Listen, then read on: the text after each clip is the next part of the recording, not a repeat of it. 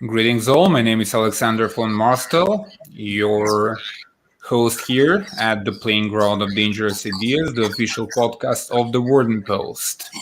Today with me, after a lengthy hiatus, I have back with me, probably someone who can be called the most dangerous mind of the 21st century. Welcome, Jason. No contest on that charge. It's always a pleasure being with you. I genuinely don't think that you have competition up so far. A lot of people claim that would be Alexander Dugin, but I highly disagree. I might be biased because I highly appreciate your work, but I never asked you, Jason, how does it feel to be a dangerous mind nowadays?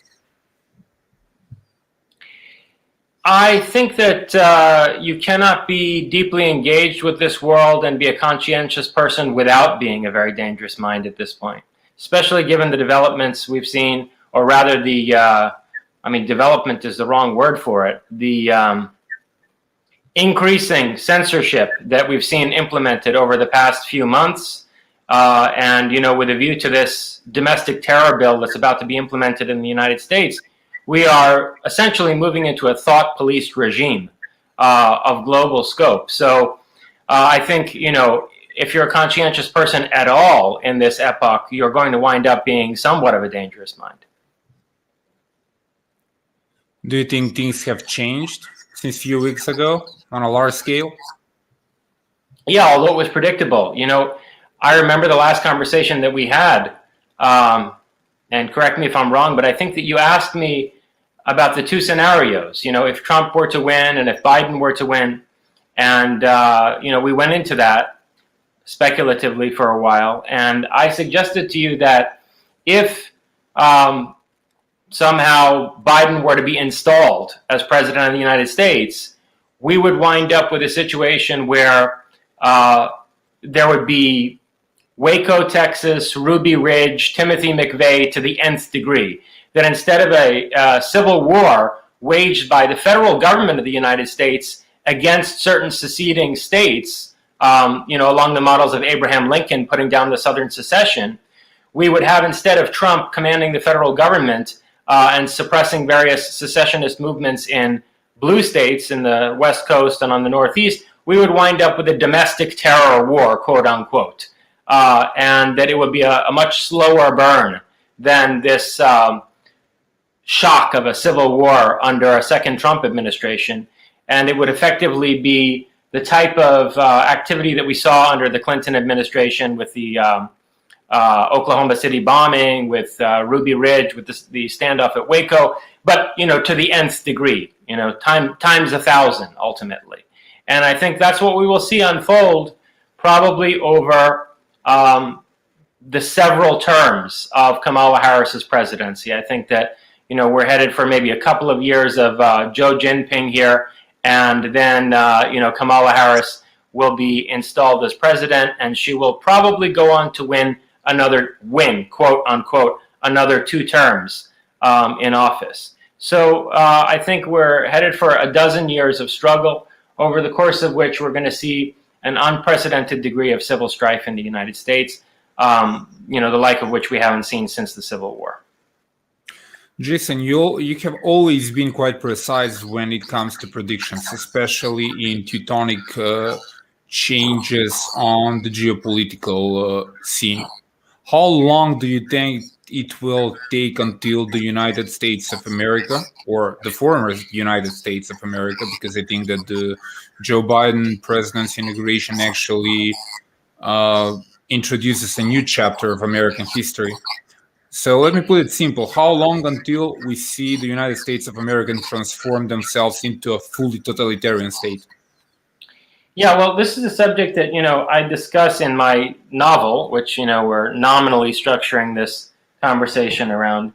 And I actually refer in this novel to the former United States, or the former USA, both of which are formulations that come from how the Soviet Union was referred to in the immediate aftermath of its collapse. So there was a time in the 1990s, after the collapse of the Soviet Union, and before the cohesion of the Russian Federation and its recognition as a distinct political entity, that people would refer to the geopolitical space of the former Soviet Empire as the former Soviet Union or the former USSR. And this is how I refer to the United States, particularly in the epilogue to my novel. The epilogue is titled How the Modern World Ended, and it projects a 21st century in the course of which we see the disintegration and collapse of the USA. And that begins with basically 3 terms of Kamala Harris as president. And by the way, I wrote this just before the election. 3 terms of Kamala Harris as president, a dozen years of her, 10 years of her actually as president after a couple of years of Joe Biden, during the course of which there's increasingly intense insurgent activity, particularly in the southern states. And then the way that I project it in this novel, actually forces on the right, let's say, are able to seize the government once again in the early 2030s. So around 2033 or so, the government is retaken by, let's say, a new constellation of forces on the right. And then actually, despite the fact that this civil war begins with various local insurgencies in the southern states, again, under the rubric of quote-unquote domestic terrorism, the civil war goes from being a kind of slow simmer to a incendiary explosion after the federal government is retaken by forces on the right. And then you see a secession of California, Washington, and Oregon, which I describe as the Republic of Cascadia in the Pacific Northwest, and then an independent Gotham, New York and New Jersey, and an independent New England, Commonwealth of New England. So you have these secessions of at least 4, blocks from off of the former United States, 2 on the West Coast and 2 in the Northeast. And I also mentioned the secession of Quebec from Canada, because you see, if there were ever to be a breakup of the United States, it would also, of course, affect Canada. The province of British Columbia in Canada is one of the bastions of the Cascadia independence movement that's also in the Pacific Northwest of the United States. So I think you would see British Columbia amalgamated with Oregon and Washington State into a Republic of Cascadia, and you'd see Quebec also secede from Canada and become an independent nation. And this is a scenario that I unfold in Faustian Futurist, where then the rump state that remains in the American heartland is reframed as a new Confederate States of America, the CSA, the Confederate States of America, flying the Confederate battle flag as its national standard. And so this is how I see things panning out by 2040 on the timeline that we've entered, unfortunately, since this farce of an election in November. So, but let me make clear that this is not a scenario that I'm endorsing. In fact, anyone who reads this novel with any care will come away with the understanding that the protagonist is actually aiming to change this future, to stop this future from manifesting, because one of the plot elements of Faustian Futurist is that the protagonist, who is a remote viewer and remote influencer, he's a clairvoyant and telekinetic who works for naval intelligence, ultimately, in the United States government. He has previously assisted the CIA in shifting the timeline. In the novel, you see an alternate 1970s and 1980s unfold, where Richard Nixon entered a third term in office, and the Shah of Iran faced not an Islamic revolution in Iran, but a communist revolution, which was a precursor for a Soviet invasion of Iran and attempted seizure of the Persian Gulf oil resources. And in the novel, this Soviet invasion of Iran leads to a retaliation by the Shah using the nuclear weapons that Richard Nixon had encouraged Mohammad Reza Pahlavi to develop. in the late 1970s. And in order to avoid this apocalyptic scenario, with the remote viewing data provided by the protagonist, the CIA engineers an Islamist revolution in Iran instead of the communist revolution to create a kind of ideological barrier to Soviet expansion, to stop the Soviets in Afghanistan before they then continue to come into Iran, and to be able to begin to dismantle the Soviet Union without a nuclear war unfolding. So since the protagonist is someone who's already shifted the timeline, who's already, basically given us an alternate history to the one that we would have had it not been for his interventions, the epilogue should not be seen as any kind of fatalistic endorsement of the scenario that, I had just described. Rather, the protagonist, the strong implication toward the end of the novel, is that the protagonist is about to be reincarnated in order to attempt to shift the timeline yet again, so that we don't see this kind of a collapse of the United States.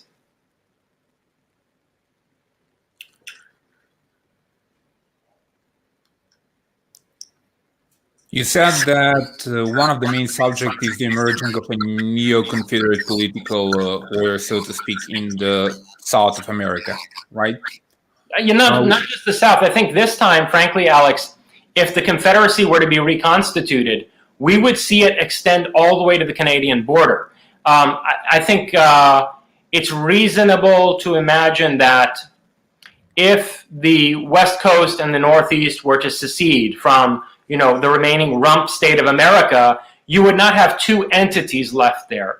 The libertarian West minus the West Coast, in other words, up to the Rockies and going up into the Dakotas and so forth. That libertarian part of the country, with the Gadsden Serpentine flag as its, symbol, as its rallying standard, that would be part of the new Confederacy. And so you would have a political entity that was in a way bipolar, the way that, but in a different fashion from the current United States. The new political polarity in the Confederacy would be between, let's say, evangelical Christians, evangelical conservatives who have an organic conception of the state and who are almost quasi-theocratic on the one hand, and then libertarians further to the west and to the north. That would be the new political polarity of the Confederate States of America. As historical experiences tend to show us how the courses of development take place in previous civil wars, like the Russian Civil War, we have seen that geopolitical major players have never stood idly and observed without actually participating in order to realize some kind of strategic goal. Do you think that this case, the USA might be left alone in its turmoil, or do you think that political players like China, Russia, or even some kind of a South American unitary emerging entity might intervene in the conflict if it comes to it? Yeah, that makes a lot of sense. But let me first answer this question that's at the bottom of the screen. This guy's somewhat of a troll, so let me answer his question quickly, and Absolutely. We can off the bottom of the screen.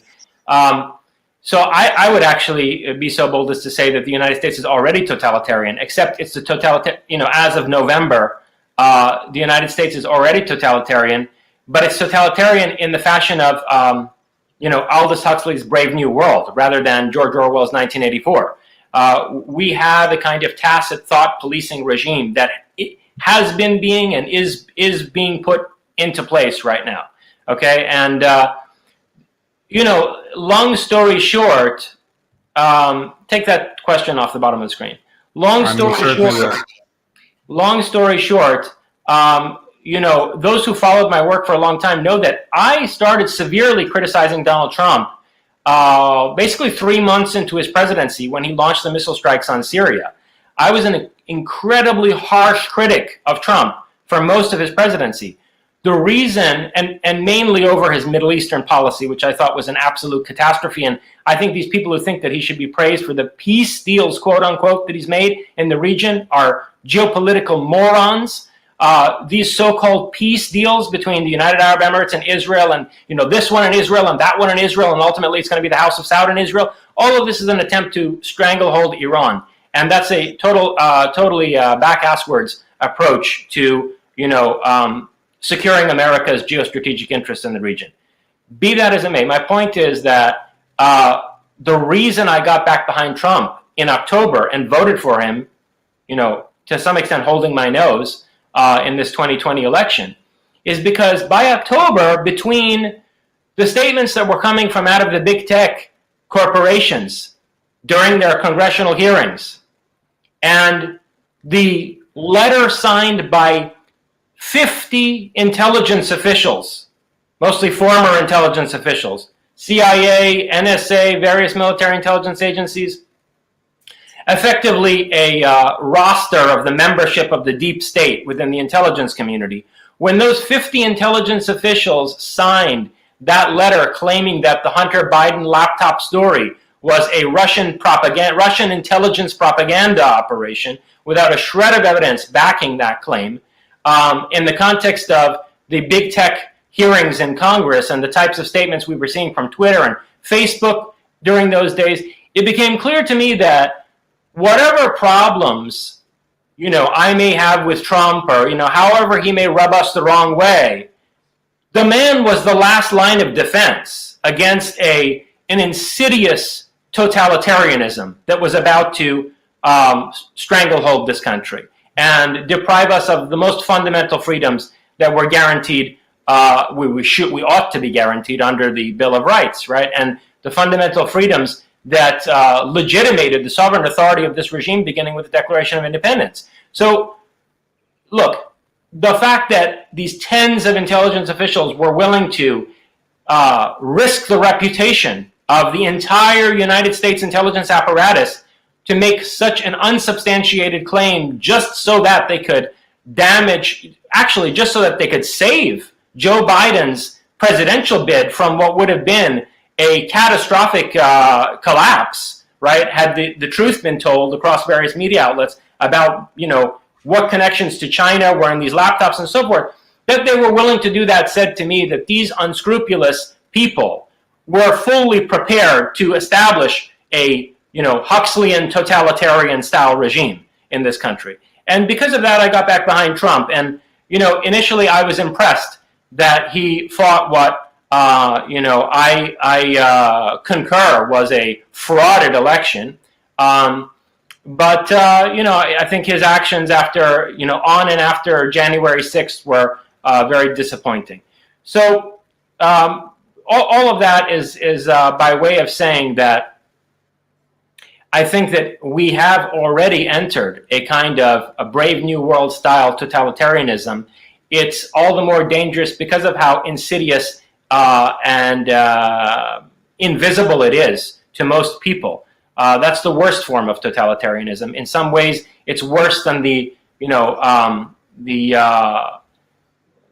Stalinist or Maoist or theocratic totalitarianism that you see in Iran, because those forms of tyranny are naked in the kind of brute force that they use in order to suppress the population. Whereas what we are under now is a thought policing regime. But you asked the question of whether this Confederate States of America would be left alone or whether there'd be intervention from other parts of the world. And what I lay out in the epilogue of my novel is a scenario where the Confederate States of America align with certain nationalist regimes that rise up in various parts of Europe, particularly Eastern Europe, where there is a kind of axis that forms between the intermarium countries, the countries between the Baltic and the Black Sea in Eastern Europe on the one hand and the Confederate States of America on the other, and also extending down into parts of Latin America, such as Argentina, the more European parts of Latin America, Argentina, Chile, maybe Paraguay. And so there is this kind of axis that forms between Eastern Europe, the Confederate States of America, and parts of Latin America. And I call this the Atlantic Alliance. It's a kind of rightist rebranding of NATO, a transformation of NATO in a more right-wing direction that explicitly affirms the defense of the Western heritage and the destiny of Western civilization as its mandate. So, and by the way, let me just make a note in that respect that a lot of people on the right are deeply skeptical of NATO, rightly so. I mean, the various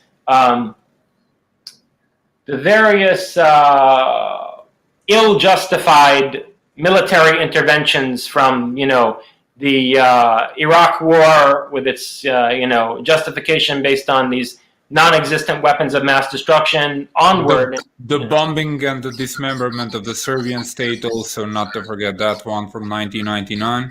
I remember it vividly. Let me tell you, Alex, back when that happened, and because, it was right after the fall of the Soviet Union, I actually thought that we might wind up in a much larger scale confrontation. And, I wonder whether the Russians, well, anyway, I'm going to be accused of sedition simply for saying this, but, putting myself in the shoes of the Russians for a minute, I wonder whether they didn't make a huge geopolitical blunder to allow that to take place. I mean, that really shifted the whole balance of power in Central and Eastern Europe. But yes, so the right is skeptical of NATO for good reason. But, I think the right is also naive in its failure to recognize who constituted some of these power structures and what their longer-term game is.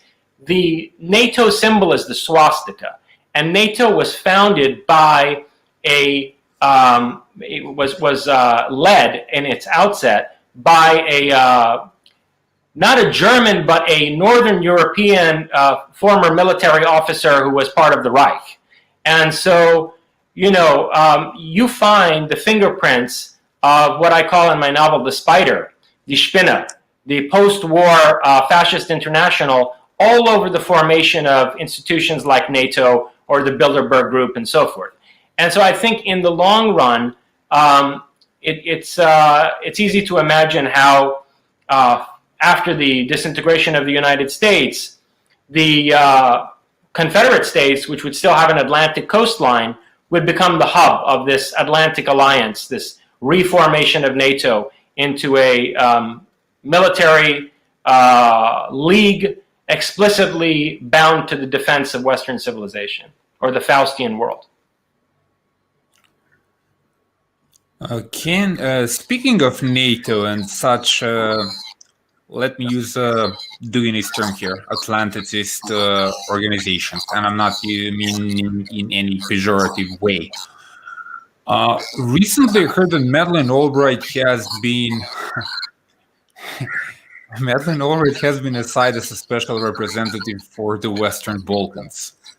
Now, Jason, these people, do they have a career expiry date? Do they keep them in formalin or something? It's the same thing with Biden,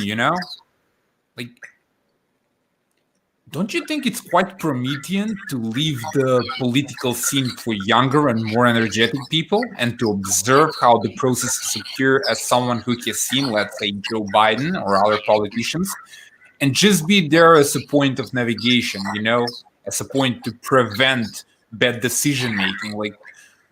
What's happening with this thing in America? It's almost like a gerontocracy.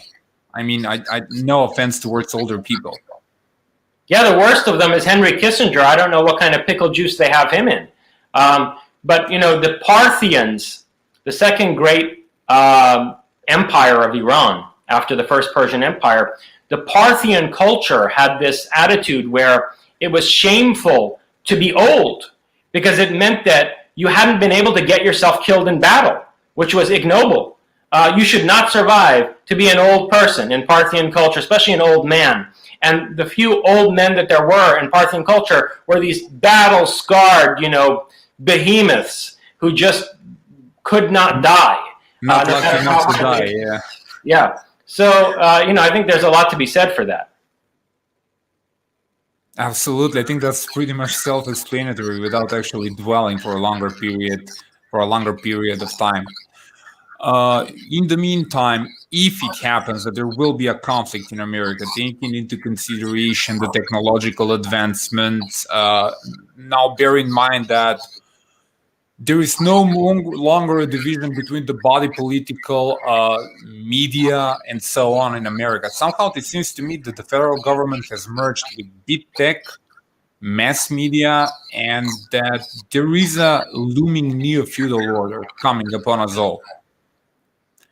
Do you think there is a way for a genuine joint resistance towards such a process? Do you think that even an unholy alliance between the genuine left wing and the right wing is possible in America and globally?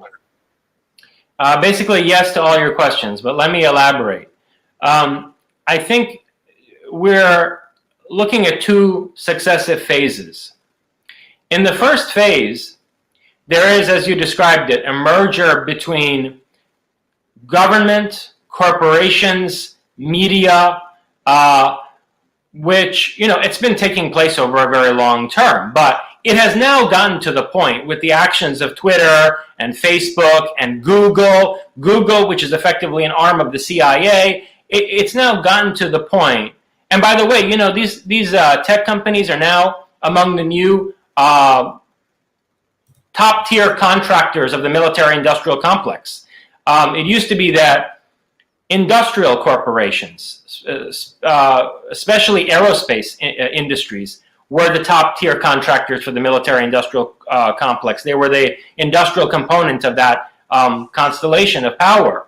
But now, if you look at who has the most military contracts and so forth, it's these big tech companies. So you're right that there is this merger between the media has always had CIA agents embedded in it. The mainstream media, since the time the CIA was formed, basically in the late 40s, and especially by the time the 1960s came around, and you started to have a lot of dissident activity in the United States, and from the time of JFK onward, the CIA began to thoroughly infiltrate media. But it's really come to the point where media and state power cannot be distinguished from one another at all. And, we thought that there was one independent, those of us on the right thought that there was one relatively independent news media outlet, mainstream outlet, namely Fox. And we saw, during the November election that Fox was the spearhead of the orchestration of this installation of Joe Biden. I mean, just look at the way they called the various states. Not calling states for Trump that clearly were going to go for Trump on the East Coast, but then calling Western states where it was very ambiguous how the vote would turn out, calling them for Biden way ahead of any proper count. Fox News actually spearheaded that. So, and it's run by Rupert Murdoch, and so Rupert Murdoch is a buddy with all the rest of these fellows, and evidently in the end they're all on the same page. So yes, you have this conglomerate of corporate intelligence, state, media power, which is, I don't even want to insult fascism by calling it fascist. It is totalitarian. It is totalitarian in a Huxleyan sense. It's aimed at all-pervasive thought control and behavioral modification on a level where it's not even perceptible by the population. Okay, so that's the first phase. That is happening right now. When you ask about whether we're entering a new feudalism, that's different. That's different. But I do think it's the successive phase because, as I lay out in my novel, and as I've described in non-fictional terms in Prometheism, I think that the elites who are at the uppermost tier of this conglomeration of various forms of state and private sector power, these elites ultimately have as their aim the deindustrialization of the majority of the planet and our forcible return through a series of engineered calamities, our forcible return to a neo-agrarian society with a feudal power structure where they are the lords. And so we're going to have an extremely stratified society where the uppermost echelon of that society is essentially not even of this earth. They are a breakaway civilization which will be partly off-world. They're going to continue developing singularity level technologies and establishing a monopoly on those technologies, while at the same time secreting away those technological breakthroughs from the population at large and engaging in a controlled demolition of advanced industrial civilization on a planet-wide scale. And I think that, China is going to play a major role in this process. That, the Chinese are going to be entrusted with shepherding the transition to the global neo-agrarian, neo-feudal society. And there are various reasons for that we can go into if you'd like. Absolutely. The first time I got in touch with your work and your ideas was my reading of Prometheus and Atlas. And there was a chapter in Prometheus and Atlas where you pointed out that the West is already behind when it comes to pre-embryonic implantation, pre-embryonic selection, and that the Chinese has been extensively experimenting with it in terms of how they can actually implement that kind of technology to, I don't want to sound too brutal, but to say to basically breed a master race of overseers, and let me put it this way, a neo-Mandarin order represented by the Communist Party of China, right? Now with the dissemination of these new technologies, we see your predictions once again becoming reality. So I guess a lot of people would consider it has to be amazing to be Dr. Jason Jorjani and to be able to predict things with such precision. But I think you have a burden to bear, and it's a very Atlantean burden because you see things with an eyesight not a lot of people possess. Jason. Look, in terms of China, I have to say I appreciate that estimation of my predictive power. But in terms of China's relative state of advancement with respect to biotech and other singularity level technologies, to be fair, the writing was on the wall. I mean, you had to be a little bit dense not to see this coming. It was clear from, I think, the early 2000s that given the attitudes in the West toward eugenics, it was the Chinese who were going to take full advantage of these emerging neo-eugenic biotechnologies. It's also not surprising that the Chinese are leading in artificial intelligence and so forth, and the big tech in the West is helping them to do that. I don't think that it required any exceptional foresight to predict that. I have made some other predictions about China, which, seem bizarre. I've taken the risk of opening myself to ridicule by making these kinds of predictions. But, if these predictions turn out to be true, that would be some rather unique foresight. And so let me just lay out some of those predictions and how they figure into, this discussion of the world order during and after the collapse of the United States. You discussed a neo-Mandarin order where the Chinese use these, emerging technologies, these, singularity level technologies, cybernetics, genetic engineering, and so forth, to raise themselves up to a superhuman level while the West drags its heels. I actually don't think that the end game is for the Chinese to be the overlords of the earth at all. I think that the Chinese are being primed to be a global managerial class, that they're going to be an interface between humanity and a truly superhuman group of people. And so let me elaborate on that. Now, again, to people who haven't read my work, this is going to seem bizarre, but time will tell whether, there's anything to what I'm saying. The Chinese are about to engage in manned lunar exploration, and they have definite plans to go to Mars, and they may get there at this rate before we do, or at least before there's any publicly acknowledged Western presence on Mars.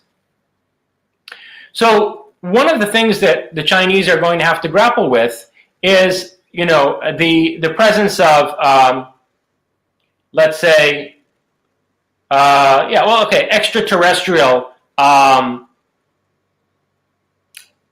installations and an extraterrestrial intelligence on the moon and on Mars. And this is a concern that the United States and the Soviet Union shared from the early 60s onward. Even before Apollo, there were various lunar orbital photography missions that were carried out by the National Reconnaissance Office and others. And the Soviets also had satellites taking pictures of the moon before the United States planted the flag there. And it was recognized by both the United States and the Soviet Union that the UFO phenomenon on the Earth is connected to a humanoid presence on the moon and also on Mars. And the Americans and the Russians decided to conceal this. They reached a consensus that it wasn't in the interest of either superpower to disclose this information. And there are various reasons, for that we could get into. Some of them may have been justified. But in any case, there was a consensus policy on this. Now the Chinese are going up there. And I submit to you that the Chinese will break with this consensus, and that the now no longer truly communist but Confucian-minded Chinese government is going to decide that honesty is the best policy. And they're going to go up there and, and by the way, when they landed their lander on the moon, they went straight to the dark side of the moon. They're going to go up there with their manned missions, and ultimately, maybe not the first mission, second mission, but once they get to the point where the world expects that the Chinese will start mining the lunar surface for helium-3 and bringing it back industrially to the Earth to power fusion plants and so forth, at that point, the Chinese are going to reveal what's on the dark side of the moon. And I think that in advance of that disclosure, which is going to humiliate what's left of the United States, and by the way, also humiliate the Russians, both of whom will have at that point been shown to have deceived the entire global population for decades and decades.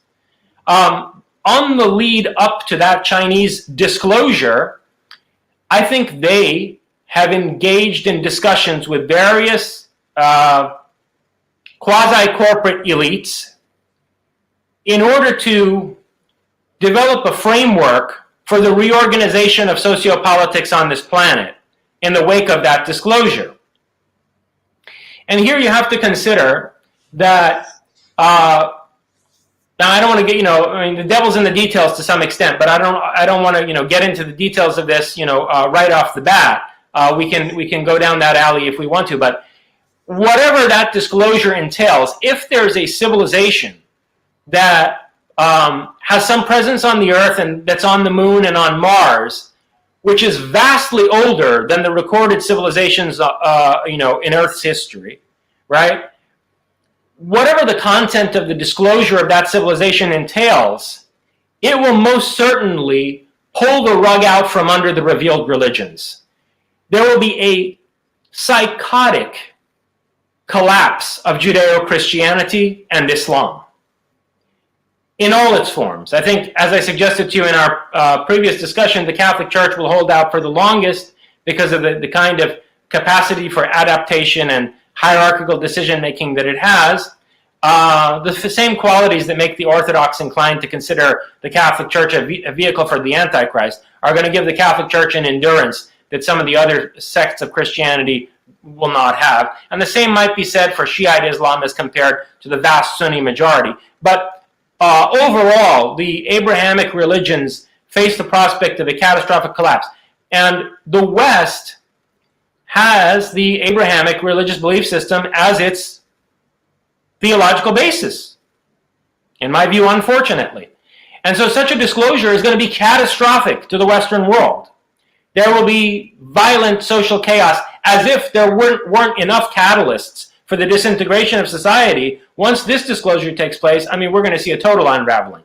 And so I think that various corporate intelligence, elites have decided that because the Chinese have a belief system that will be largely unaffected by this disclosure, okay, because Confucianism, which is now replacing communism as the dominant ideology of China, because Neo-Confucianism will be able to handle this kind of a disclosure more effectively, the Chinese, who are already bent toward, highly disciplined, ordered society, will be able to maintain, as it were, peace and security during that transition more effectively than the West. And this is why we're seeing now I'm not saying people, executives at Facebook and Twitter and Amazon know this, okay? But at the very highest level, I think this is the basis for decision making. And the decision has been made to defer to China and allow China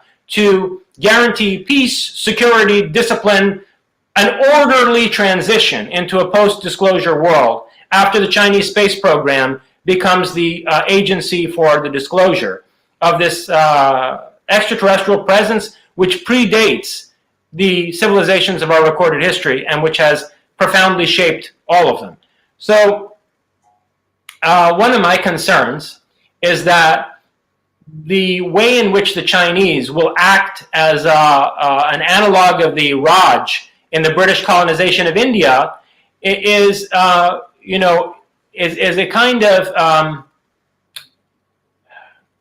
paternalistic guidance that will be detrimental to the dynamic creativity and individual agency that we cherish in the West, and that is the core of the Promethean ethos, which I'm concerned to defend and to promote. So this is the heart of the ideological struggle that I see us facing, around the middle of the 21st century. If we read your latest book, can we have a glimpse into what the Great Disclosure will be and what lies on the dark side of the moon? Yeah, so I've discussed Atlantis in my various nonfiction writings, beginning in Prometheus and Atlas, and then it came up again in the essay Black Sunrise and Lovers of Sophia. And I think there's even some mention of it in novel folklore. But I come back to Atlantis with a vengeance in Faustian Futurist, and I actually, since it's a work of fiction, I evoke Atlantis, and my protagonist is a reincarnated Atlantean. Actually, he's the reincarnation of Nikola Tesla, but it turns out that Nikola Tesla was a reincarnated Atlantean. And so, through the eyes of the narrator, his flashbacks to his previous life in Atlantis, you get a sense of what Atlantean society was like. And although this is a fictional portrayal, it's based on, at this point, decades of research that I've done on the subject of Atlantis. And I've come to the conclusion that, basing myself on research done by scientists like Robert Schoch, the geologist, work that was done by Rand Flemeth on, the glaciation of Antarctica that, Colin Wilson collaborated with him on, and, Charles Hapgood's theory of the Earth crustal displacement. Based on these various scientific studies that have been done, I have come to the conclusion that there was a worldwide technologically advanced civilization prior to 10,500 BC, a civilization that, Plato rightly understood to have collapsed around about 12,000 years ago. And that in the UFO phenomenon, or what they like to call the UAP phenomenon these days, with their, fake, minimal disclosure that they want to push forward these days in the mainstream media and coming out of naval intelligence and so forth. In any case, what I think we're facing in the UFO or the UAP phenomenon is not so much any alien intelligence that comes from some other solar system or, that's non-human in nature. What we're really facing are fragments of the collapsed Atlantean civilization, which ultimately achieved a solar system-wide level of expansion. And so I think that we are dealing with people who have a very long lifespan, who are capable of thinking in terms of cycles of civilizational rise and decline. Oswald Spengler, right? That kind of thinking. Yeah, not even just Oswald Spengler. I think that the Atlantean way of thinking is the basis for the traditionalist conception of time and world history. That, the traditionalist conception that you see in René Guénon and Julius Evola, of which they're getting from the Hindu Yuga system and so forth. This is a pale reflection, imitation or reflection, distant echo of the kind of cyclical thinking that the Atlanteans have. And by the way, you see this going back to Plato. Plato wrote about Atlantis in the Timaeus and Critias dialogues. But he has other dialogues, like I think Cratylus, where he also talks about these world ages. The world ages idea is very prominent in Plato, of cycles of decline from a golden age to a silver age to an iron age and so on and so forth. And so I think these Atlanteans, who have a very long lifespan, are capable of thinking in terms of these cycles, and that it's idiotic to ask the question, well, why don't the aliens just land on the White House lawn? Why don't they just disclose? Why don't they just establish diplomatic contact with us? No, first of all, we're not dealing with aliens. We're dealing with the fragments of a collapsed worldwide human civilization. Okay? And second of all, these people think in terms of natural cycles of decline. And so what they're going to do is they're going to wait out the decline and fall of the modern world, perhaps accelerate it in certain ways, but then wait until a moment when, instead of being resisted as invaders, they're going to be welcomed as saviors. Why wouldn't you do that? I mean, that is how to run a proper psychological operation, if you have the time for it and you're capable of thinking on that kind of a scale, which, in part, I think they're capable of, not only because they're a more ancient civilization, that is capable of far more discipline because of the type of organic state that they have, but also simply because their lifespans are much longer than ours, so much longer that they were perceived as gods in antiquity, immortals, as compared to the mortals who we are. And so I think that what we're going to find on the dark side of the moon, and again, I'm not speculating here. This is based on what Ingo Swann and other remote viewers saw when they were working for the CIA. It's based on the photographs that were taken by the National Reconnaissance Office orbiters that went around the moon before Apollo was even fielded. What we're going to see on the dark side of the moon is a gigantic city that looks like the ruins in Bolivia and Peru and the megalithic structures in Egypt that predate Egyptian civilization, like the Sphinx Temple and the Osirian and Abydos, titanic megalithic structures, but on a metropolitan scale. And we're going to have to deal with these ancestors of humanity. And I am deeply disturbed by the prospect that the Confucian Chinese will welcome these ancestors as, wise, sagacious, paternalistic guides for humanity in this darkest hour. And they're going to, like the Raj in British colonized India, they're going to sell out the rest of the planet and facilitate the colonization of the earth by a civilization whose sterility and non-viability was already demonstrated 12,000 years ago when it collapsed. So I reject their cyclical thinking. My whole, ontological orientation is futurist and, very much in line with what Zarathustra preached in opposition to the Vedic religion, and very much in line with the forethought that is quintessentially characteristic of Prometheus. So I believe that humanity should continue to evolve, and that, we ought not to be, first of all, subjected to a controlled demolition and deindustrialization, right? And then brutalized into believing that, the past 12,000 years were just a subversion and deviation that produced nothing positive, and then be forced back into this stagnant, sterile, organic state, this kind of hive-minded collectivist society that the Atlanteans had. First of all, I don't think it'll work. Okay, I think it will fail. But I don't want to see it take hundreds of years before it fails. I'd like to find some way to preempt this scenario. And one of the reasons why I consider China such a grave threat is because I think the Chinese have already decided that they're going to facilitate this scenario. They think that, relatively speaking, they're one of the most intelligent populations on the planet, and that, before this disclosure moment arrives, they will have achieved hegemony and technological dominance. So relatively speaking, they'll be better off than most populations on the planet, and they're satisfied with that. So I see that as a grave threat, and I think that to come to the heart of the matter, we need people in charge at that disclosure moment who have the mentality epitomized by that American revolutionary slogan, "Give me liberty or give me death." And that's the last thing that you'll find in the Chinese mentality. The Chinese will not, read Sun Tzu. The Chinese will not fight a war that they think they might lose.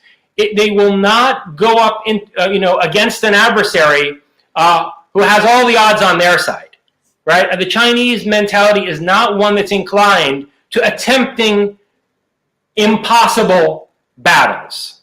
That is not the way they think. I just want to interject here and say that the tragic is absent from the Chinese mind. I think that the tragic and the Faustian in the same way is a trait highly engraved in the Occidental civilization, not in Chinese. I just wanted to add you. Sorry about the echo. You put your finger on it. What is the first tragedy in the Western world? What's the first tragedy in any culture? The tragedy of Prometheus. The first tragedian is Aeschylus, and the first tragedy that we have is Prometheus. Prometheus is the ultimate tragic figure in all of the recorded history of human literature and culture, right? So I am calling for a Promethean resistance against the kind of, Olympian mentality that this Atlantean old guard will attempt to govern on the basis of, and that the Chinese are all too happy to play into, right? So you're absolutely correct that the Chinese lack the tragic in that sense in which Prometheus is the most tragic figure in all of literary history. And I think that we need to make sure that at that moment, the moment immediately preceding the technological singularity, it's people with that tragic spirit who are in charge on this planet, who are willing to sacrifice the entire planet and its entire population and everything that we've built rather than to be slaves. Okay? Now, and let me just add that when I say the pre-disclosure moment, you can't separate the disclosure from the technological singularity. The reason that the disclosure will take place when it does, the reason that that Atlantis will resurface, as it were, when it does, toward the middle of the 21st century, is because these elders, ancestors, whatever, would be idiots to wait until we have technological parity with them. They will not wait for us to go through the technological singularity. In fact, if anything, they're going to make efforts to dismantle our industrial infrastructure and our various technological research programs so that they slow our advance toward the singularity, and they certainly will have to disclose themselves and assert their authority before we reach the moment of the technological singularity. So if you project the technological singularity at round about the year 2050, this disclosure will take place sometime before then, and in my novel I project it at the year 2048.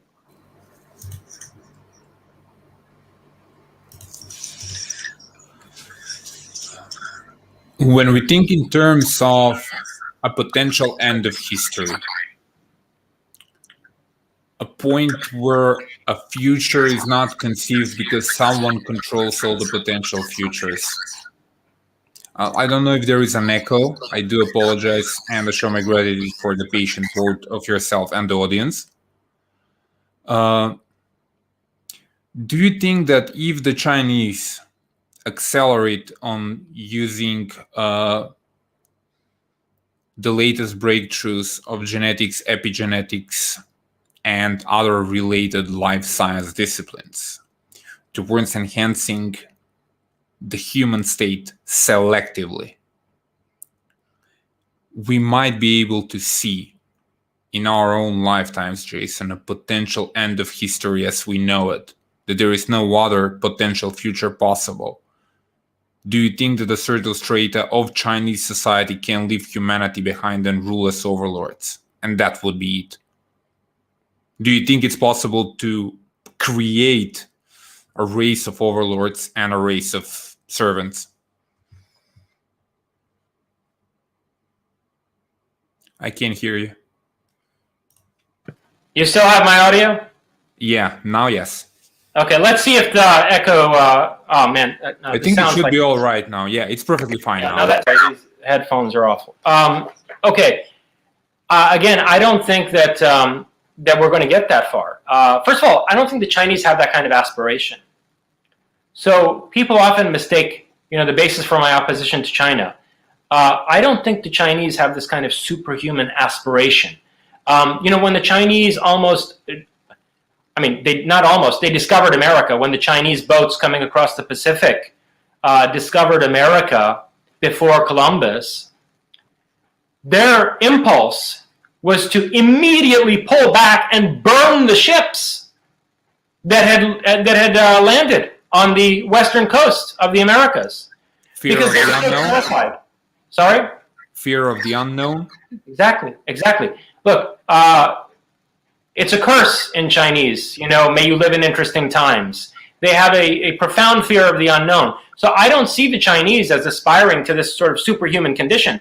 My concern is that the Chinese are going to actually act as the Chinese governing body is going to act as an agency for the prevention of our achievement of a superhuman state of being that's our birthright and our destiny, that the Chinese are actually going to contribute to the diversion of humanity from the achievement of its evolutionary potential. So as to keep us subservient and subordinate to these ancestors, as they'll call them in their Confucian framework. So then in terms of like concrete technological development, what I'm suggesting is that we're probably not even going to make it to the moment of the technological singularity until and unless we address this threat coming from both these Atlantean survivors and also the breakaway civilization, the civilization that has been spawned from out of the American military-industrial intelligence complex that owes no allegiance to America at this point. Until and unless we address the threat of the amalgamated power and conspiring interests of the Atlanteans and the breakaway civilization, we're not even going to make it to the technological singularity. And so my whole concern is to ensure that we are able to develop these singularity level technologies in a way that preserves what we cherish about humanity, so that we become superhuman and not inhuman, right? So that genetic engineering and artificial intelligence and so forth don't divest us of our individuality and our dynamic creative ability, that we don't wind up in some kind of a hive-minded Borg society, okay? That's my objective. And I disagree with the assessment of these elites in the breakaway civilization that it's impossible to achieve that. That, simply because the vast majority of people aren't ready for it, what has to be done is that the planet as a whole has to be deliberately deindustrialized. I don't agree with that. I think it's an incredibly cynical perspective. It's faithless, and also it's majoritarian and democratic in a way that I totally reject. Why should the minority of people, and here I'm not talking about any kind of financial elite, right? The parasites that we've spoken of in previous conversations, but why should a minority of creative individuals and free spirits who are ready to make this evolutionary leap be denied that possibility for continued evolution simply because the majority of people on this planet aren't ready for it? Evolution is a harvest. In every evolutionary leap, there is also extinction that takes place, right? I mean, there's a mutation, it's selected for, and the ones who don't undergo the mutation that's selected for wind up extinct. We are facing an evolutionary leap into, being a race of Ubermenschen. We should take that leap while protecting everything that we cherish about humanity in the Promethean sense, in the sense in which, Prometheus was our creator and we were created in the image of Prometheus, right? While protecting those qualities, we should ensure that we have the capacity to take that evolutionary leap, regardless of how few the people are who take it and how numerous the people are who select against themselves. I don't believe in democracy. The people in the breakaway civilization are you hear me? Yeah, I can hear you.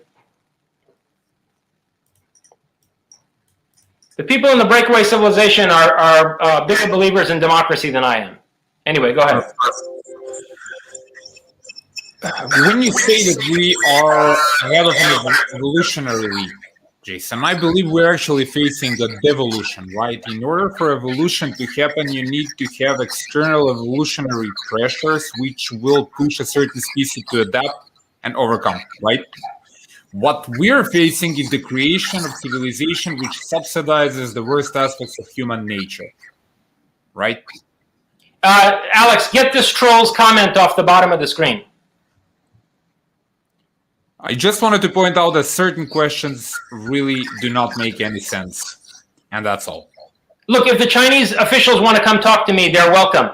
Any day they want to knock on my door, they're welcome to come and sit and talk to me. And if they can convince me that this is not the policy that they're going to pursue, then by all means, maybe we can come up with a mutual vision for cooperation. Okay, but until and unless they come and they sit down with me, or I'm extended an invitation to go to Beijing where I'm not going to be arrested at the airport, you're talking, fantasy and pipe dream. Anyway, okay, go ahead. As I already mentioned, evolution is a beautiful thing. Of course, you can see the natural laws expressing themselves in the finest possible way. If you observe evolution, it's almost like art, right? What we have created is the artificial reverse of the process of evolution. We have removed every single aspect of evolutionary conditioning that there is. We have created a civilization which I said is subsidizing the worst aspects of human nature. There is no more strive for greatness. There is the complete absence for the will to power and tendency to conquer, right? And yeah, this the last man. What Nietzsche called the last man. And it's so scary that there might not be Übermensch because we're not leaving any space for it, Jason.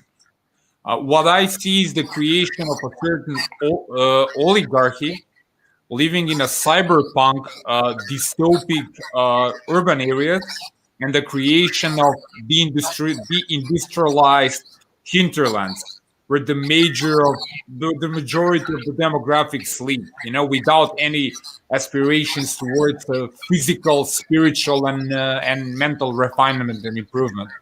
Yeah, it's literally an end of history. It's scary. Yeah, it's that movie. What was the name of the movie? They See or Anything, with the guy with the glasses being able to see. They live. Yeah, They Live on steroids, pretty much. Yeah. Would you agree? Yeah. Oh, totally. And see, the thing is, when these ancestors reveal themselves, as they did selectively to some of these extremely manipulative contactees in the 1950s, like George Adamski and so forth, most of whom, George Hunt Williamson and so forth, most of whom were intelligence agents, by the way, and I deal with that subject in my novel. But when these ancestors reveal themselves to humanity at large, rather than these select contactees, there will be a lot of demoralized, browbeaten people who perceive them to be Übermenschen, who perceive them to be Superman. I mean, after all, we're talking about, 7 foot tall, beautiful Nordic supermodel, Olympic athlete types. And they're going to be perceived by many as the Übermenschen.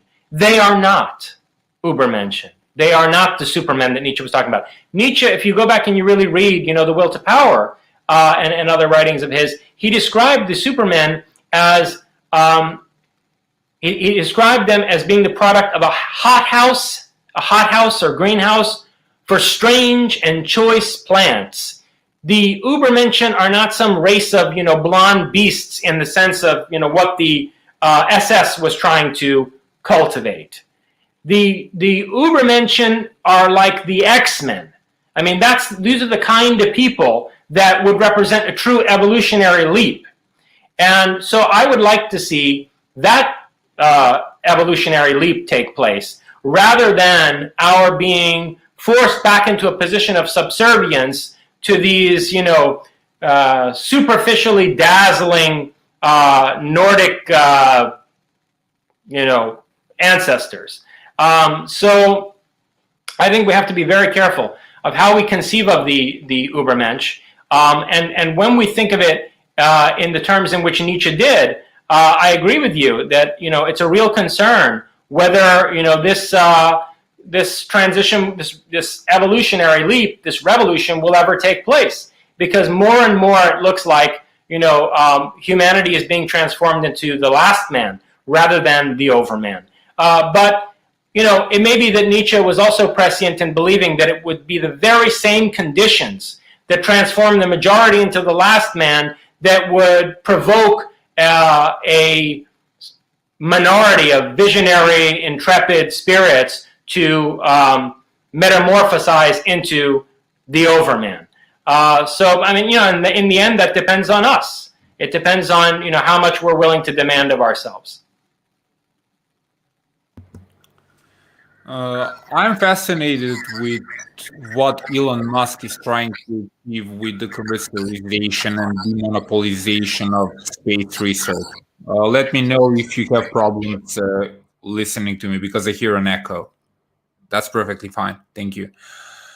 In a way, I don't genuinely believe that we have a certain time span which we actually can use to our own advantage.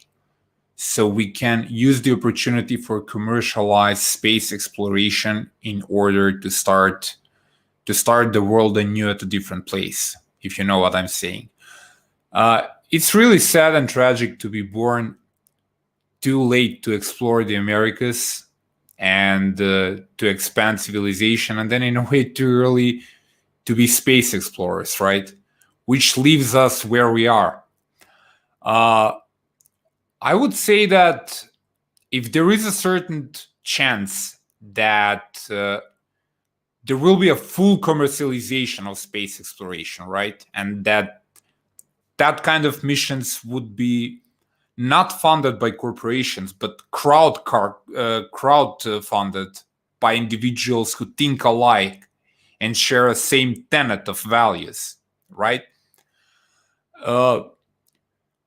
Do you genuinely believe that a scenario such as, I believe you're well familiar with the works of Isaac Asimov, the Foundation trilogy, for example. Do you think such a scenario is possible? Then we can start anew somewhere and avoid an upcoming Age of Darkness 2.0, which will make the medieval era something bearable? You mute your side and I'll mute mine when you're talking, and hopefully we can get rid of this echo. So I think that privatization of space exploration on the Elon Musk model can be a significant part of the solution, but not because it will be successful enough to be the predominant model for human expansion into the cosmos. I think that the breakaway civilization and then, ultimately these extraterrestrial fragments of our prior high civilization on this earth are too powerful and their interests are too vested to allow that to happen. However, if enough energy and enough resources are invested in a privatization of space colonization, and if folks like Elon Musk have the backbone to really embrace a Promethean ethos and stand up to this self-proclaimed elite, what may happen is a coup d'etat within the breakaway civilization. And I want to be careful how much I say about this, because then we get into matters that are, as it were, operational. But the only way that we're going to get past the security perimeter that's been put around this prison planet is if we can prevail upon some of the wardens to choose collective survival rather than a terrible tragedy where nobody wins, if you take my meaning. And that's going to depend, going back to what I was saying about give me liberty or give me death. And so it depends to some extent on whether people like Elon Musk, Peter Thiel, and so forth, people in tech who are not party to this totalitarian thought policing big tech regime, right? If those people can be prevailed upon to embrace a Promethean ethos and to stand up against the kind of retarded policy that the breakaway civilization wants to implement, then it's not that, this privatized space program will take us into the cosmos, but it's that this privatized space program will have been a spearhead to break through the fence penning us into this farm, okay, this animal farm that we're living on. So, yeah, I think that, its significance can't be underestimated, even though it is a catalyst and a kind of incendiary device more than it is an ultimate solution.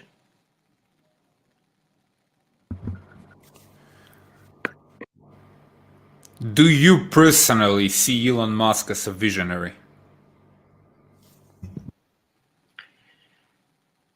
The jury's out. Look, the guy doesn't make statements that are extensive enough for me to be able to discern whether there's any well-formulated vision there, whether he has even an implicit ontology, epistemology that orients his projects. It's not that clear to me.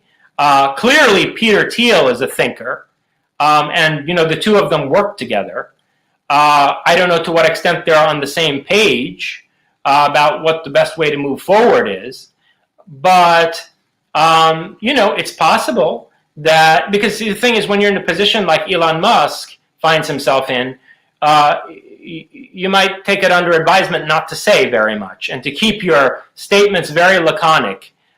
So I don't know whether that's why he says as little as he does, but I think it'll become clear over the course of time. And, people like him have to decide who they want to be remembered as having been 1,000 years from now on Mars. Because to tell you the truth, I believe we will prevail. I do believe we will prevail. But it's a question of at what cost and how long will the struggle be, right? And how badly will we be damaged by this on a spiritual level? What kinds of horrific struggles will we endure until we have an evolutionary, forward-oriented humanity, rooted in all the best elements of our tradition, like the Promethean ethos. What will it take to secure that kind of future? And if we make the right decisions in the next few decades and have the guts, to make some very tough decisions in the next few decades, it's possible that we could avert 1,000 years of horrifically violent struggle. And that, this could all come to a head by the early 22nd century. That's an achievable goal, and it's what I'm striving to help us accomplish.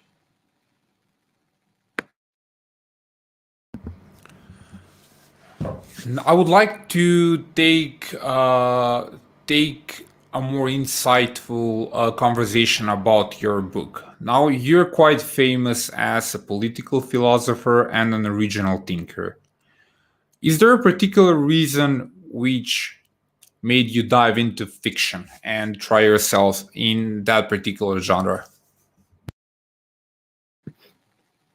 When you're trained as an academic, you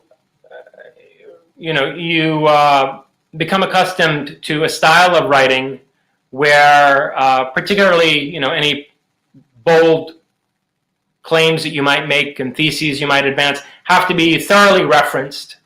And, there are limits to what you can say within that kind of a framework. So I think that there are truths that can only be revealed effectively in the medium of fiction. And that's partly because there are truths that are intuitive in nature. You know, the Greeks had numerous words for, they had several words for knowledge. And episteme is systematic theoretical knowledge of the kind that you find in academic works and the types of philosophical texts that I've written to date. But gnosis is also a form of knowledge in Greek. And this kind of intuitive, I hesitate to say clairvoyance, but, you know, non-rational knowledge, which you find among many artists and poets and so forth, shouldn't be discounted. And so this medium of fiction, you know, I found to be useful to express certain Gnostic insights that would not be as readily, expressible in nonfiction writing. So, you know, that's one of the reasons why I decided to write a novel. And I also think that if we want to develop a new civilization, it's important to recognize that we're going to need to restructure the collective consciousness on a fundamental level. And this goes to my concept of novel folklore that I developed in you know, that book, in the book Novel Folklore, that I started to develop in the chapter Worlds at War Over Earth in Prometheus and Atlas. This idea that, you know, coming out of what Heidegger understands about the relationship between language and folklore, and Jung's understanding of the collective unconscious, in order to restructure and reorient the developmental trajectory of a civilization, you need to actually re-engineer its myths. And you can only do that by addressing the subconscious.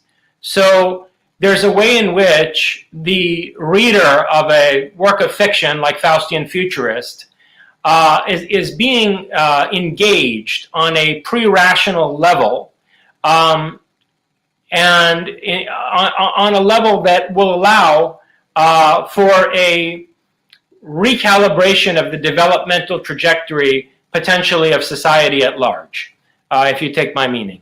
And this goes back to, you know, the ideas on a worldview warfare that I explored in my essay Black Sunrise and so forth.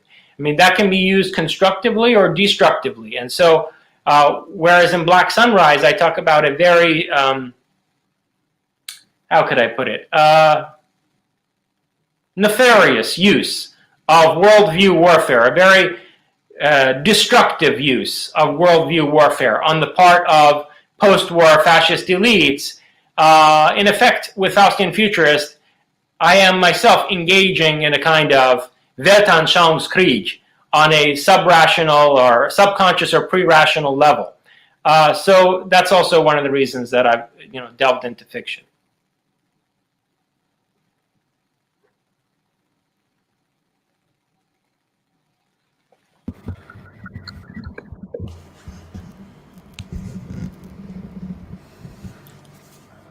I mentioned a few months ago when we had our last conversation, which was nothing less mind-blowing and thought-provoking than this one, would you consider discussing different topics with Alexander Dugin?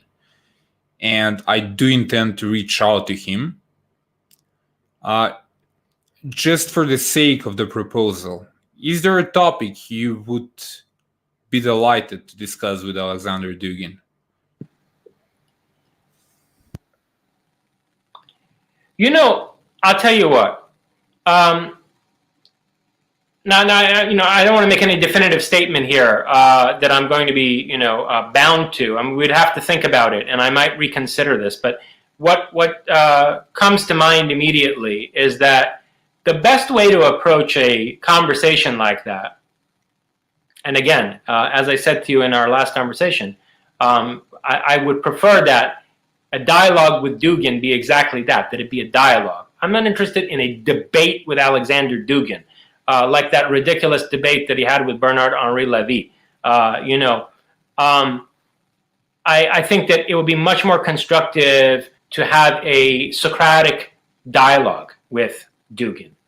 And maybe the most constructive subject matter for that dialogue would be the role that Russia can play as we approach the technological singularity, and to see whether we can come to certain points of agreement over, the position of Russia vis-a-vis China, the position of Russia vis-a-vis an America that undergoes a radical transformation, the place of the Promethean ethos in Russian culture, right?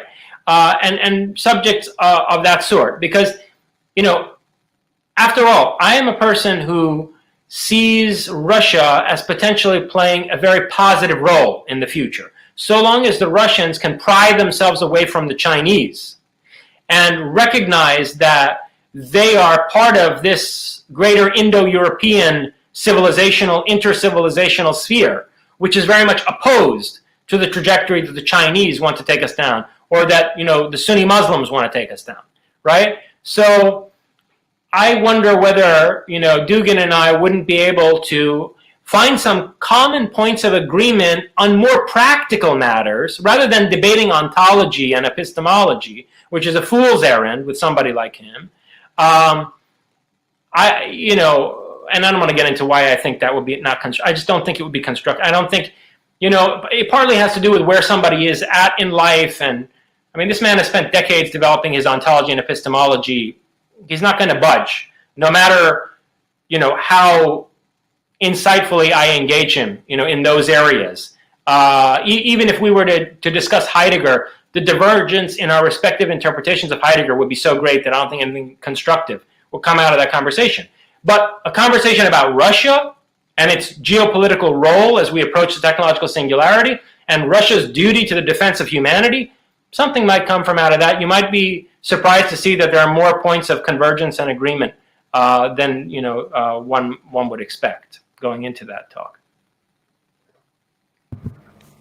I do agree with that, and with your permission, I would accept a warm invitation for Alexander Dugin, so the both of you can have that dialogue to the joy of our audience and to my own personal honor to be your host. Before we actually move to the final chapter of our conversation, Jason, I would politely want to ask you for a few more minutes to take out some of the best and most dangerous questions our audience has for you, because they have been patient to have you on air again. Would that be all right with you? Yeah, shoot, absolutely. So I have Cass here, who actually says, Jason, were the 1980s the most Promethean decade in recent history in terms of arts, sciences, policy, visions of the future, etc.? Yep, I agree with that entirely. Not just because, I grew up in the 1980s. I think the nostalgia that a lot of us have for the 1980s has to do with the fact that after the fall of the Berlin Wall in 1989, this whole policy of deconstructing the Western world began. That, as I've explained in my essay Black Sunrise and expanded upon in my book Prometheism, and then, I get into this quite depth in my novel. The post-war, let me put it to you this way, the thousands of German scientists that were brought over to the United States in Project Paperclip, and the hundreds of German intelligence agents in General Reinhard Gehlen's Eastern European spy network, the Gehlen Org, that were embedded into the CIA at its foundation in 1947, right? All these rocket scientists, these social scientists, psychologists, biologists that were brought over in Paperclip, by no means were they all rocket scientists, and all of these intelligence agents that co-constituted the CIA when the OSS was merged into the Gehlen Org, they used the United States of America from 1947 until 1989 to defeat their principal adversary, which was the Communist Soviet Union, when they were done using America to defeat the USSR, they turned on America and the American-led West in general from within, and began this program of, encouraging cultural relativism, identity politics, and so on and so forth, postmodern nihilism, and so on and so forth. Okay. Now, I'm not saying that Jacques Derrida and Michel Foucault are agents of, Die Spinne or some bullshit. Okay, but there are machinations at a corporate intelligence level which facilitate certain voices to become the dominant discourse. And also in terms of university funding and how funding is allocated to major departments in certain universities and so forth. And so I think that they turned on the West in 1989. And the reason we look back with such nostalgia at the 1980s is because it was the last decade when the West was still unapologetically Promethean. And since then, we've been subjected to this program of controlled demolition.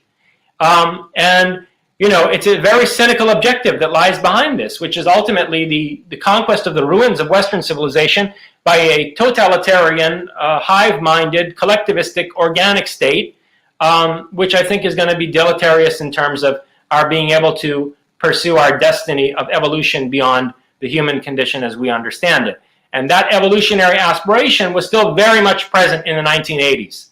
You could see it in the films, in the music and the aesthetics of the 1980s. That superhuman will toward transcending the merely human. The 1980s still had a kind of Nietzschean spirit to it that I think we've lost since then. But there are ways in which it's reemerging. If you look particularly at the films of Ridley Scott, Prometheus, Alien Covenant, Blade Runner 2049, there's a kind of retrofuturism that's taking place today, which, whether or not Ridley Scott wants to acknowledge it, is connected to right-wing politics and connected to that phenomenon that for a time was known as the alt-right.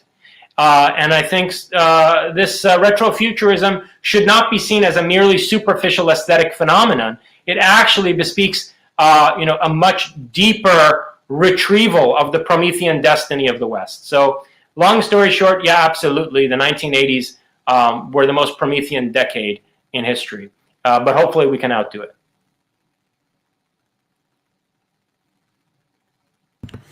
I think this is a really interesting question, considering your own personal expertise on Atlantean history and Atlantean myth, and the line which actually divides the two of them, if they can be divided in the first place, which says, it comes from Freddy Gentigle. I do hope I pronounced that properly. It says, I can understand that we found structures from Atlantis, but how do we know that Atlantis think in terms of cycles of civilization? Atlanteans, sorry.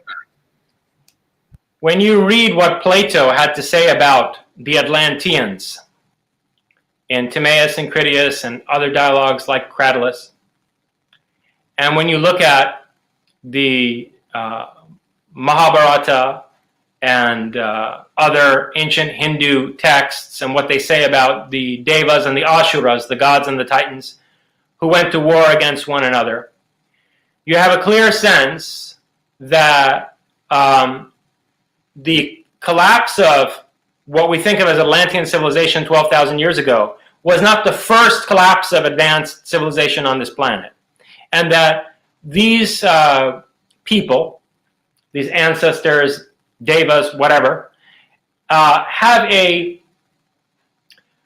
program whereby they allow cycles of rise and a relative decline of civilization to play themselves out, and they go into relative concealment or assume a position of more explicit control based on long cycles of social development or degeneration. This is an idea that you see in Plato and in ancient Hindu texts.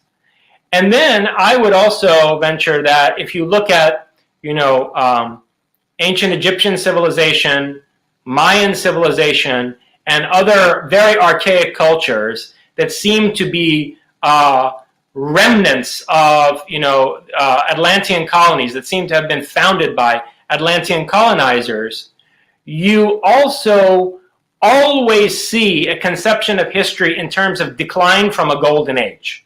The reason why Egyptian civilization only ever declined and never developed is because they have this notion of the Zep Tepi, the first time of Osiris, that they were always looking back toward. And the same thing is true of the Mayans with their cyclical conception of history, with the Mayan calendar being the most mathematically sophisticated remnant of this cyclical Atlantean measurement of time cycles.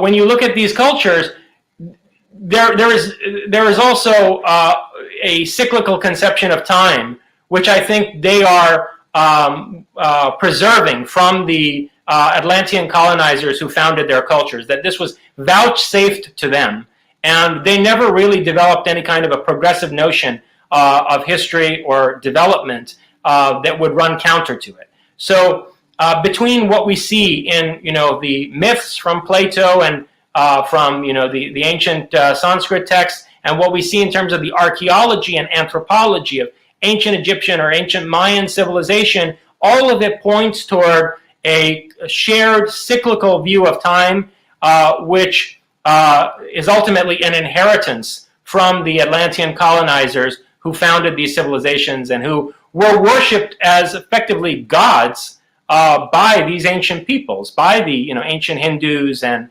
the ancient Egyptians and the ancient Mayans and so forth. And interestingly, in Mayan culture, you have this conflict between Quetzalcoatl, the plumed serpent, and Tezcatlipoca. And I see Quetzalcoatl as very much of a Promethean figure.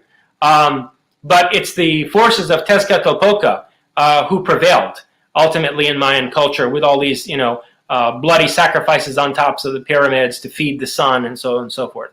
What my point there is that when they would cut people's hearts out on the top of Mayan pyramids, it was to feed the dying sun as part of this cyclical conception of time and history. And I think, again, this is an inheritance from the Atlanteans. Thank you very much. The next one is from Michael Gainer. It says, Jason, what are some of the most practical steps to take as an individual to begin reversing the damage caused by the destructive global elite?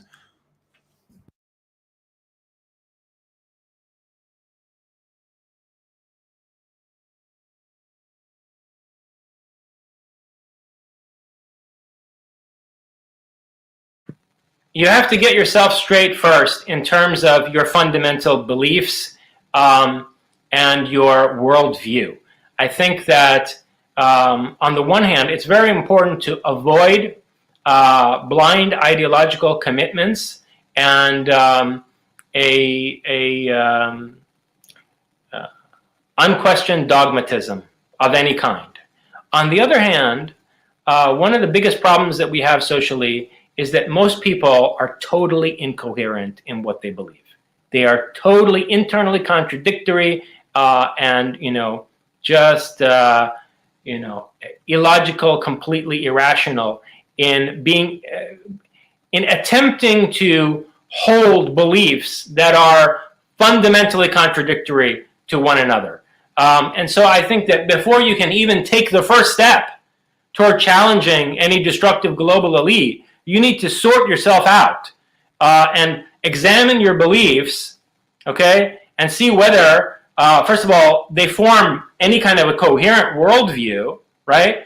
And then question that worldview if it is coherent, and if it's not coherent, then get it coherent. And second of all, get it coherent in a way where you can look at various strong arguments that have been made by philosophers engaging with the challenge of the present moment, and you can offer, if you don't agree, with the arguments and insights of those philosophers, you can at least offer some kind of a coherent response to them from out of your worldview, right? So you should challenge yourself to come up with the most coherent and the most dynamically responsive worldview possible before you even take the first step toward challenging any destructive global elite. Because otherwise, you know what's going to happen? You're going to become a tool in the hands of that destructive global elite. Because there are a lot of misguided people who are engaged in large-scale, political activity of one kind or another that are playing right into the hands of the breakaway civilization because, they have various unexamined prejudices and unquestioned dogmas that are being used, that have been planted into their minds by this manipulative elite, and that are being used to play these people and use render them tools for the accomplishing the agenda of this breakaway civilization. So, long story short, it's easy to organize a protest or form a new political party or whatever. I mean, look, granted, it's not that easy if you want it to be a political party of any consequence. But if you think in terms of smaller political parties, I don't want to name any names, but we have former colleagues who are going out there and forming this party and that party, and that's all very fine and good. But they're not going to get anywhere constructive, and in fact, they're probably going to play into the hands of this destructive global elite because these are people who haven't sat down and questioned their own beliefs to begin with. They don't even have a coherent worldview to begin with. So I would say sort yourself out first, and that's the hardest task: is to look inward and to challenge yourself with reading texts that make a real demand on you, not only intellectually but morally and conscientiously, to become a more coherent and constructive person. Can we take anything of word from Reza? I hope I'm pronouncing that in the proper way. You will be kind enough to correct me if I'm not. Can difference add to or supersede Heidegger's ontology of being? Is philosophy merely concept formation? This is your specialty, truly. Yeah. Look, philosophy was not simply concept formation for Heidegger. I mean, the first thinker of ontological difference is Heidegger. So, and don't forget how much Deleuze owes to Heidegger. All these French in the generation after Heidegger are his bastard children. Whether it's Deleuze or Foucault or Derrida, they're all inconceivable without Heidegger. Deleuze is as much a child of Heidegger as Foucault and Derrida. Maybe he's not a bastard child, because whereas the rest of them were engaged in a purely negative deconstruction, again, a term coming from Heidegger, Abbau, deconstruction, whereas they were engaged in a purely negative deconstruction that, amalgamated itself with elements of Marxism to pour accelerant on this cultural degeneration that we're living in the midst of right now, Deleuze was still pursuing a positive philosophical project coming from out of Heidegger, and that's very much in line with what Heidegger himself understood to be deconstruction. Abbau and Heidegger, the dismantling of the history of Western ontology, was meant to be preparatory to a new beginning and to a renaissance of if not the West, a renaissance of the world, let's say. Okay, I mean, this goes into a complex question of whether Heidegger really saw any future for the West beyond the end of modernity. But in any case, the point of deconstruction for Heidegger was a reconstruction that would take place afterwards and that would reach back to the Promethean epoch of the pre-Socratics. So I think Deleuze is pursuing that project. His writing is extremely cryptic and enigmatic and obscure, but probably because there is a tacit fascistic element to Deleuze's writing, which again is a continuation of Heidegger's trajectory. And whereas Foucault and Derrida, were ashamed of Heidegger's involvement with National Socialism, at such a depth that they disregarded, some of the substantive elements of his thought on society and politics, or rather some elements of his ontology that lend themselves toward a certain type of socio-political thinking. I think Deleuze is in a very esoteric way furthering that trajectory. And that there's a kind of, Deleuze is not a reductively left-wing thinker. There are elements in Deleuze that are as much, superficially categorizable as right-wing as there are left-wing elements. And so, I actually see my work as aligned with the project that Deleuze was pursuing from out of Heidegger. I discussed Deleuze to some extent in Prometheus and Atlas, particularly Deleuze's conception of what it is to engage in properly philosophical thought.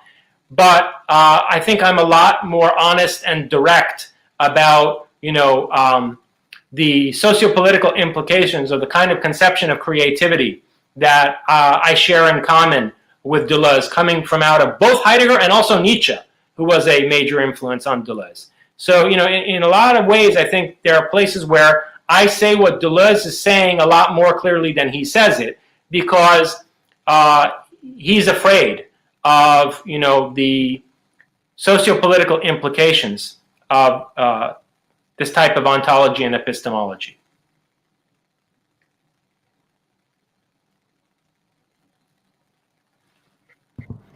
This is a good one to dwell about the nature of our contemporary quote-unquote elites. It comes from Lisandro's books. Do the elites have or need a coherent worldview?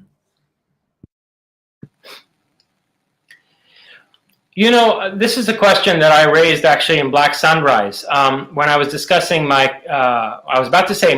concept of destructive departure and worldview warfare, abbauender Aufbruch ins Weltanschauungskrieg. But maybe it's not my concept. This is what I ask in that essay. I raised the question, am I inventing a concept, or am I reverse engineering a concept that the elites have, right, and that they're explicitly working on the basis of? How conceptually sophisticated is the breakaway civilization at its highest echelon, right? How explicitly have they developed this concept of, what I call destructive departure in worldview warfare? Or are they only engaging in various policies on the basis of a vague and implicit understanding of what I've explicitly developed as this concept of abbauender Aufbruch ins Weltanschauungskrieg? It's a question that I have myself. You would have to sit down with these people. I think that the elite, the uppermost echelon of the breakaway civilization, consists of many brilliant scientists, extremely successful industrialists, certainly military minds of the highest caliber. I wonder the extent to which it also includes insightful philosophers. And perhaps that is why their rise to power would be so dangerous, because they may represent the culmination of, what Heidegger feared in his essay, The Question Concerning Technology, and his essay, The Age of the World Picture, that there would be this technocratic, cybernetic global management that would take place, right? Where philosophical thought would be entirely supplanted by cybernetic planning. And it's possible that at its uppermost echelon, the breakaway civilization is only capable of cybernetic planning and not of deep philosophical thinking about the essence of technology and its relationship, to human nature. And so, to go back to what I said toward the outset of our conversation, any constructive coup within the breakaway civilization would be about rendering it more deeply philosophical and, challenging the breakaway civilization to think on a philosophical level in terms of fundamental ontology and in an epistemologically rigorous way.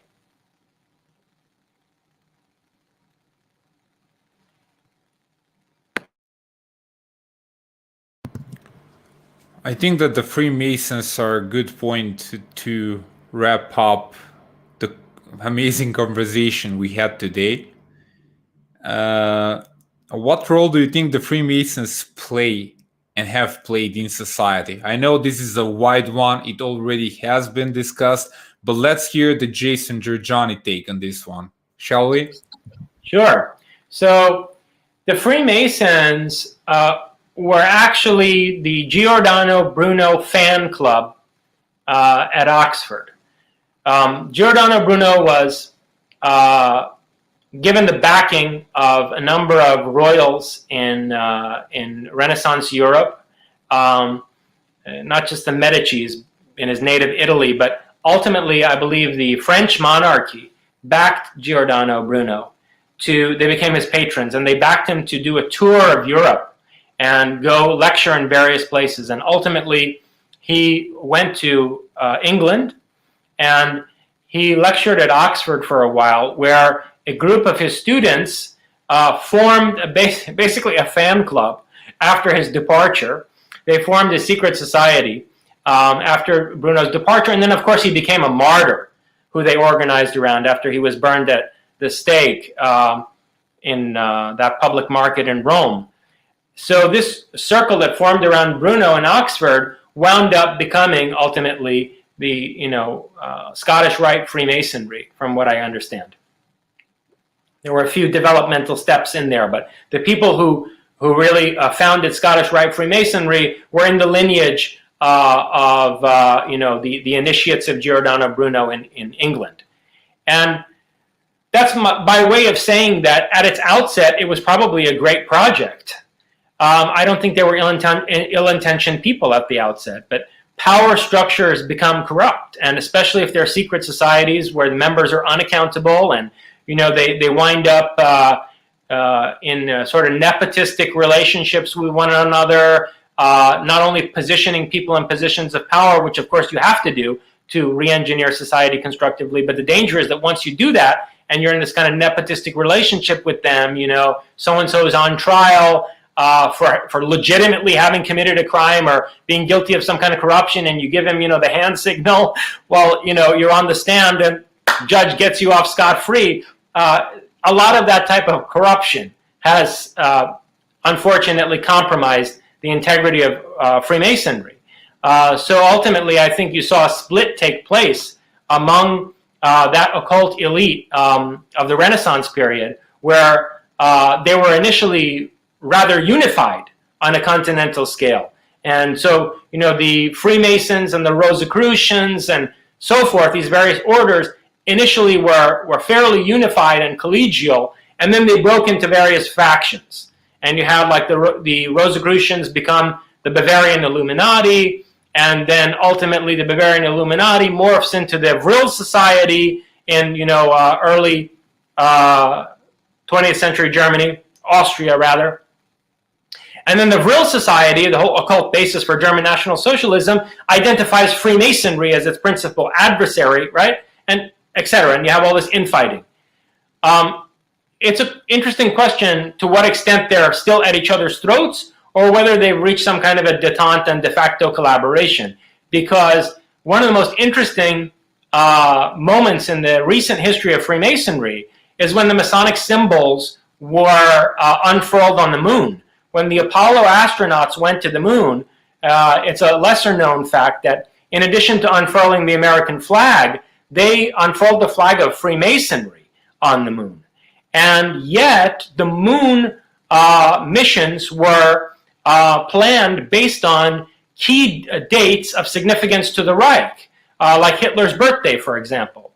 Werner von Braun was an SS major. He wasn't just some rocket scientist who worked for Hitler, as it's commonly thought that we brought over in paperclip. Werner von Braun was an SS major, who used slave labor inside of hollowed out mountains to build rockets to rain down on the civilian population of London. And then when he formed the working group for the Apollo missions, 70% of the working group for Apollo consisted of his fellow high-ranking Nazi scientists, like Kurt Debus, for example. And these Apollo scientists would plan missions according to holidays that were celebrated in Nazi Germany, like Hitler's birthday. And yet, when the Apollo astronauts get up there, they unfurl the flag of Freemasonry. So what is going on here? I mean, has the rivalry between the Vril Society and the Freemasons and so forth sorted itself out? Another example would be Bush. George Herbert Walker Bush was a 33rd degree Freemason. George Herbert Walker Bush was also one of the principal agents of Die Spinne. His father was one of Hitler's principal financiers in America leading up to the Second World War, Prescott Bush. And George H.W. Bush himself, I'm convinced, in his tenure as director of the CIA, was one of the linchpins of the post-war fascist international. And yet he was a 33rd degree Freemason. So it's possible that at this point, the fragmented Illuminati elite has somehow converged on a de facto common agenda. You're inducing insomnia to a lot of people out there. I don't know if you're aware because of that. And I also know that I promised you that there will be only one question, but a question rose, which I think shouldn't be left aside. And this definitely will be the last one. It's a good one, which made me think in a way. It comes from Freddy Gentiglia again. And the question is, why wouldn't the breakaway civilization just find another planet? Which makes sense if they are a technologically advanced stars-faring species, right? Actually, they're not another species as we discussed, but they're just... Yeah, look, I don't want to spend too much time on this question because, again, it's coming from this troll who's been a pain in the ass. I know he is, but I think the question is the question. It's not up to the breakaway civilization. Civilization on this planet is millions of years old. There are ruins on Mars that are tens of millions of years old. They were not put there by aliens. They were put there by us. Humanity is vastly more ancient than we've been led to believe. And humanity adopted this planet Earth as its habitable home in vast antiquity. Okay, for millions of years, this planet has been the habitation for humanity. So whoever the directive elites of humanity are, they are the ones to decide whether or not this planet is going to be abandoned. I mean, look, the frame of reference from out of which this question is asked is fundamentally misguided. The person asking this question thinks that this planet belongs to us. And thinks of the breakaway civilization as parasites who are somehow feeding on us, and why don't they just go and find another planet to do their business on? No, it's not like that. This planet doesn't belong to us. Humanity on this planet, the Homo sapiens on this planet, was genetically engineered by people who claimed this Earth millions of years ago. And they're not going anywhere. Okay, this is their home. This is their home. It's our home only insofar as they put us here. The breakaway civilization is a relatively recent phenomenon. It's a kind of quasi-autonomous industrial and economic base of power that spun out from the American military-industrial complex, fueled by all the imported Nazi German scientific talent. The breakaway civilization does not have it in its power currently, okay, to go off and just colonize some other planet. We're inside a solar system-wide control system, okay? And so we're penned in. This is a prison planet. We're penned in. This is an animal farm. And until and unless we overthrow the Olympian elites that have considered themselves the guides of humanity for millions of years, in point of fact, not just the guides, the engineers of humanity, the Elohim, as the Bible puts it, in whose image we were engineered or created, until and unless we overthrow them, neither the breakaway civilization nor anyone else on this planet is going to be colonizing some other Earth-like world. in another solar system. And by the way, it's not so easy to find planets like this one. This is an incredibly rich, abundant, ecologically diverse planet. Okay? And don't imagine that all the other good real estate out there is unoccupied. Who knows what kind of a galactic war zone we're living in, right? What we know is we have one habitable planet in the solar system, and the breakaway civilization is not in any position to go anywhere else. The best that they can do, which they're doing, is to try to protect their vested interests and to make sure that in whatever cataclysmic socio-political, geopolitical restructuring that takes place, they don't lose their vested interests. That's what they're trying to do. That's the limit of their game. And what I'm trying to do is to get them to change, their conception of their interests, right? To stop thinking in such a egotistical and materialistic way, and to see themselves as the spearhead for mankind's liberation. And it's only if we're able to reorient the thought process on that advanced corporate industrial intelligence level that we can break out of this solar system, not to escape from the Earth, but to creatively transplant ourselves to other worlds and engage in various experiments of social evolution and push the limits of creativity.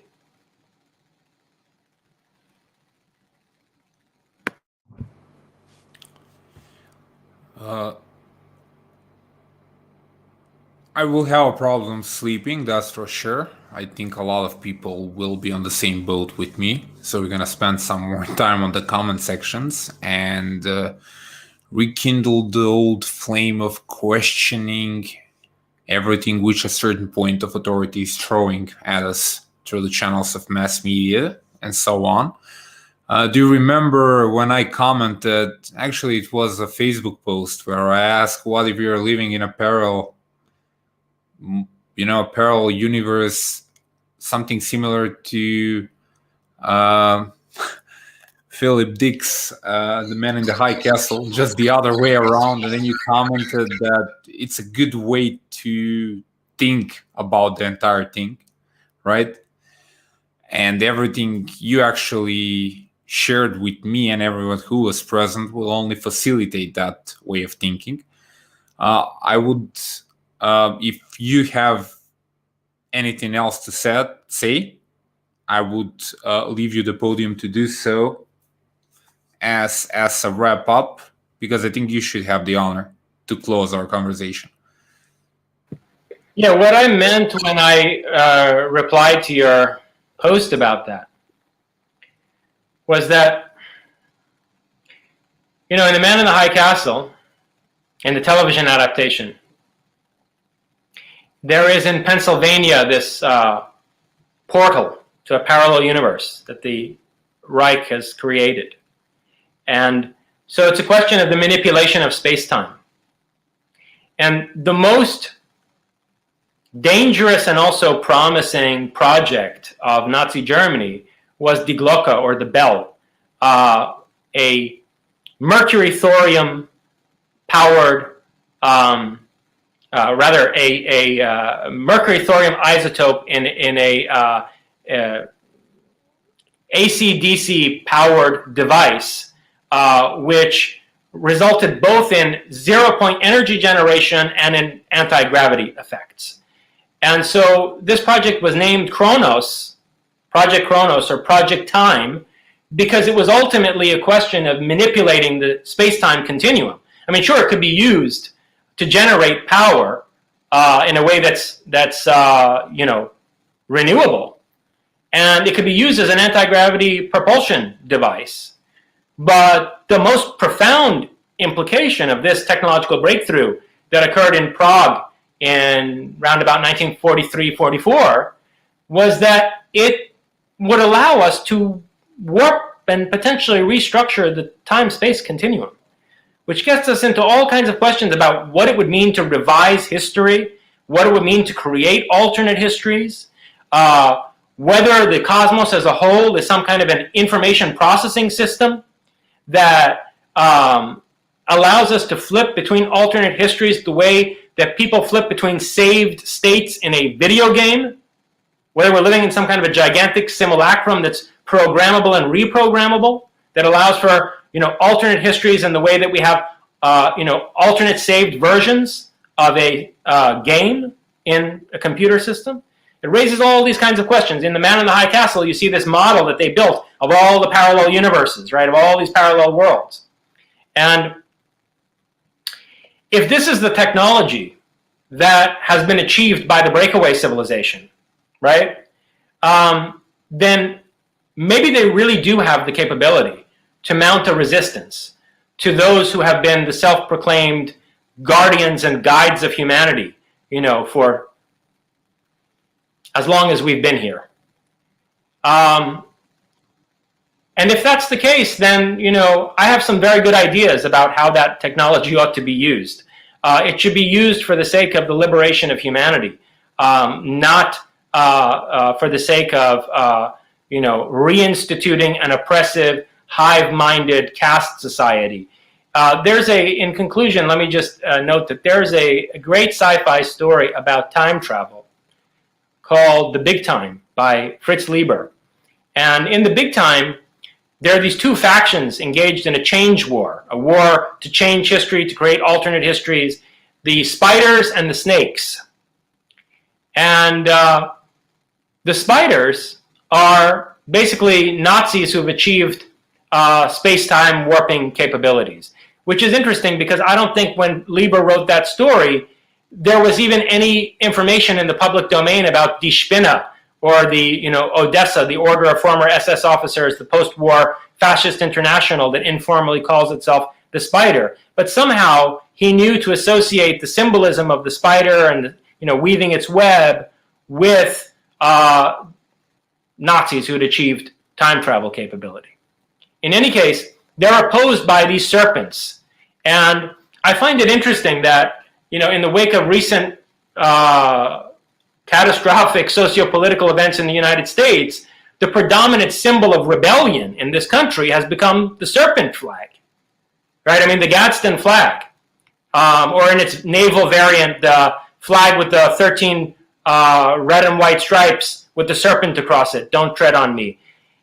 I find it very interesting that the country that became the bastion, that became the fortress for the spider, after importing all these Nazi scientists and paperclip, right? The America from out of which the spider is being fielded to weave its global web is also the America where now the predominant symbol of rebellion and resistance has become the serpent. So here you have the serpents and the spiders in Fritz Leiber's story. I think that's noteworthy. And, there are ways in which archetypal knowledge and precognitive intuition expresses itself in fiction in a manner that even the author himself is not aware of. And of course, that brings us back to my novel. I'm sure that there are various ways in which that's also taken place in my novel. And, time will tell what those are.